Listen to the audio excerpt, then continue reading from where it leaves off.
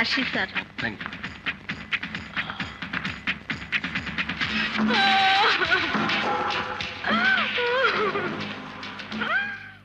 বাইরে আসুন। আমি সিগন্যাল না দেওয়া পর্যন্ত একটুও নড়বে না। যান স্যার। এটাই জেলার রায়হান সাহেবের room. Good evening mister Raihan, কেমন আছেন? ভালো। এই অসময়ে আপনারা? আমরা সিঙ্গাপুর থেকে এসেছি আপনার ট্রিটমেন্টের জন্য। আপনাকে পরীক্ষা করার জন্য এখন একটা ইনজেকশন দেব, প্লিজ।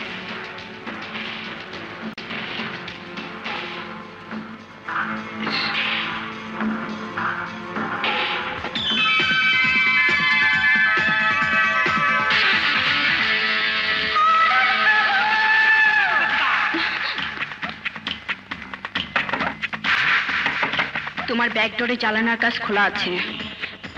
কার্নিশ বে জেলার রায়হানের রুমের কাছে যাও। ওখানে একটা এয়ার কন্ডিশন আছে। জেলার রায়হানের রুমে অপারেশনে ব্যস্ত আছে টনি, পনি।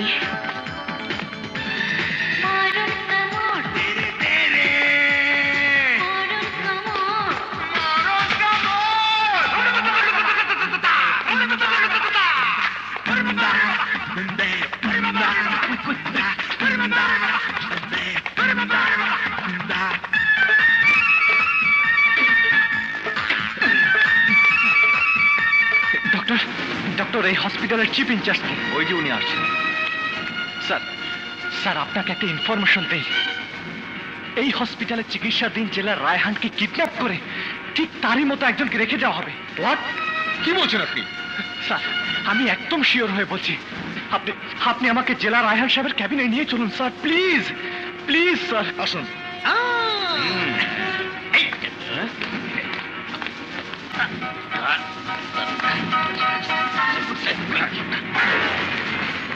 স্যার উনি উনি আমার সাথে এসেছেন। উনি জেলা রায়হান সাহেবের সাথে কি জন্য কথা বলবেন, খুব জরুরি কথা। ওনাকে ভিতরে যাওয়ার পারমিশন দিন। ঠিক আছে, যান। স্যার, উনি আপনার সাথে একটু জরুরি কথা বলতে চান। বলুন।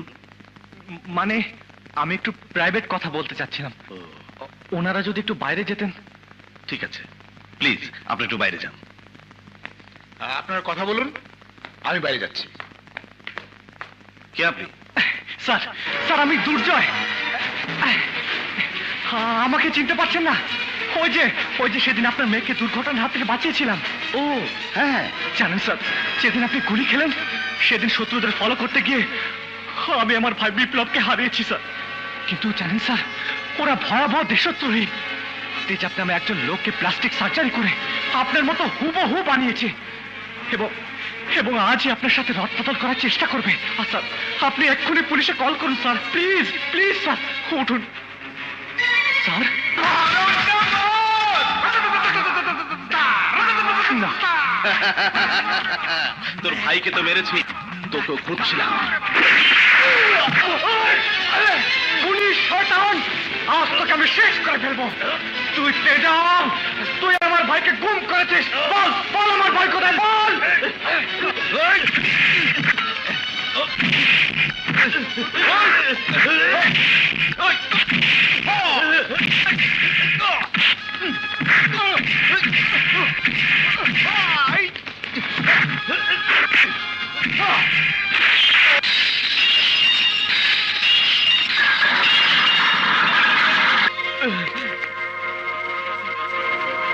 স্যার, স্যার উপরে ভয়াবহ ঘটনা চলছে স্যার।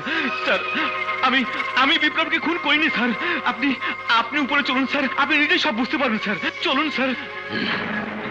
পুলিশকে বন্ধু ভেবে তুই সাহায্য চাচ্ছিস, কিন্তু সারা পুলিশ ডিপার্টমেন্টে আমি একমাত্র শয়তান পুলিশ, যার পিস্তলের নলের সামনে তুই। You bastard!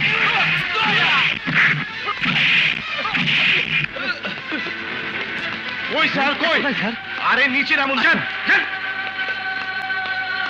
ভেরি ডেঞ্জার বয়, ওর কারণে আমার মিশন আনসাকসেসফুল হতে পারে। But I am Tezaab, student of Oxford university. এই জেলারের কেসে যদি আমি সাকসেসফুল হতে পারি, আমার আসল স্বার্থ উদ্ধার করতে পারবো। যা টনি, জেলার রায়হানকে জঙ্গল বাড়িতে আটকে রাখ। যা।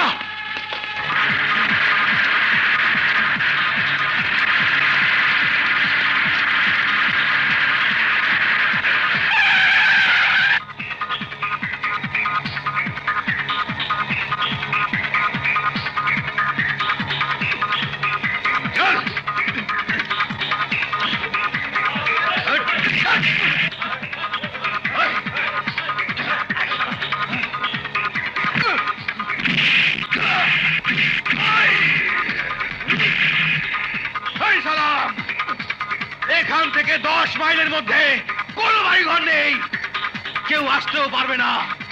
তারপরও সতর্ক থাকবি। চল। টমি, হাসপাতাল থেকে পালিয়ে গেল যে ছোকরাটা, ও আমাদের সমস্ত গোপন তথ্য জেনে ফেলেছে। ও এখন আমাদের জন্য ভয়ঙ্কর একটা বিপদ সংকেত। ও যদি মুখ খোলে তাহলে আমরা সবাই শেষ। ডোন্ট ওয়ারি ভাইয়া, আমি ওই ছোকরার মাকে তুলে নিয়ে আসছি। বাবা, তুই একটি বার বল তুই আমার ছেলে, তাহলে তোর ভাই দুর্জয় তোরই খুনের মামলা থেকে বেঁচে যায়। কতবার কমু আমি আপনার ছেলে না, আমি আপনার কখনো দেখি নাই। আচ্ছা, আমি আপনার পোলামু কেমনে? হে আল্লাহ, আমার বিপ্লব কি কোনোদিন ভালো হবে না? আমাকে মা বলে ডাকবে না? দুর্জয় কি সারা জীবন তোর খুনের অপবাদ নিয়ে পালিয়ে বেড়াবে? আমার খুব খিদা লাগছে, আমার জন্য একটু দুধ কলা নিয়ে আসেন। যান।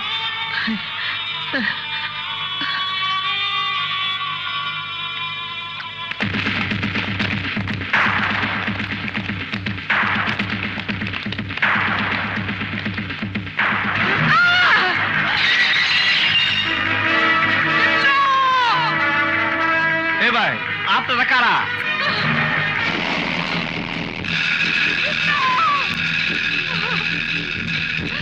তোলে গুলিতে তুই মরিস নি। ওই সালারে বডি কামা পানা।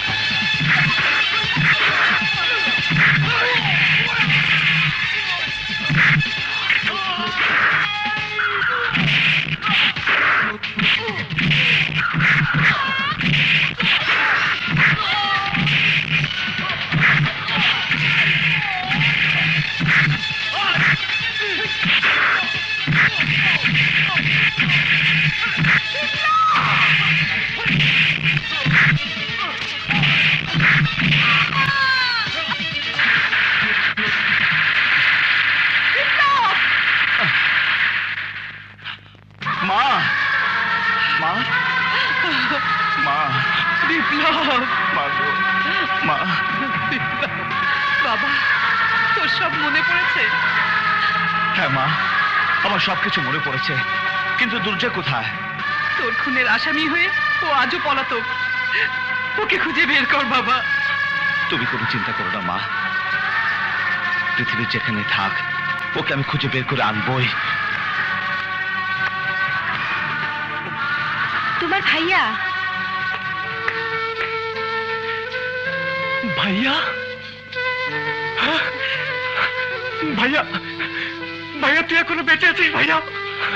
দুর্জয় ভাইয়া, তুই তুই এতদিন কোথায় ছিলে ভাইয়া? তুই তুই হারিয়ে যাবার পর তেজ আবার ওই টিআইজি নাম বিলে আমাকে বানিয়েছে তোর হত্যাকারী। আমার পিছনে পুলিশ লেলিয়ে দিয়েছে, আমাকে খুন করতে চেয়েছিল ভাইয়া। আর কোনো চিন্তা নাই, আমি এসে পড়েছি। ওরা আর তোকে আমার খুনি বলতে পারবে না, কিন্তু এখন তোকে বা আমাকে দেখলে আবার হত্যার চেষ্টা করবে তখন। তাই বলে এইভাবে পালিয়ে পালিয়ে আর নয়, নিজেরা শিকার হওয়ার চেয়ে সত্যিকারের শিকারীকে পুলিশের হাতে ধরিয়ে দেব। কিন্তু কিভাবে? কুতুব মামা পর্যন্ত আমাকে অবিশ্বাস করছে। আমরা এখন কার কাছে যাব? কে আমাদের কথা শুনবে? আসল জেলার সাহেবকে সরিয়ে দিয়ে তেজাব নিজেই এখন জেলার সেজেছে। জেলার রায়হান রূপী ওই তেজাবকে আইনের সামনে আনতে পারলেই আমরা আমাদের কথার প্রমাণ করতে পারবো। কিন্তু কিন্তু তা কি করে সম্ভব? তেজাব তেজাব এখন নকল জেলার, পুলিশ হেডকোয়ার্টারে তার অফিস। কিছুই করতে পারবে না, শুধু নজর রাখতে হবে তেজাবের সাথে কারা যোগাযোগ রাখে। তাদেরকে ধরতে পারলে সত্যিকারের জেলারকে খুঁজে পাওয়া যাবে। আমার বিশ্বাস নিশ্চয়ই উনি আমাদের কথা পুলিশ ডিপার্টমেন্টকে বোঝাতে পারবেন।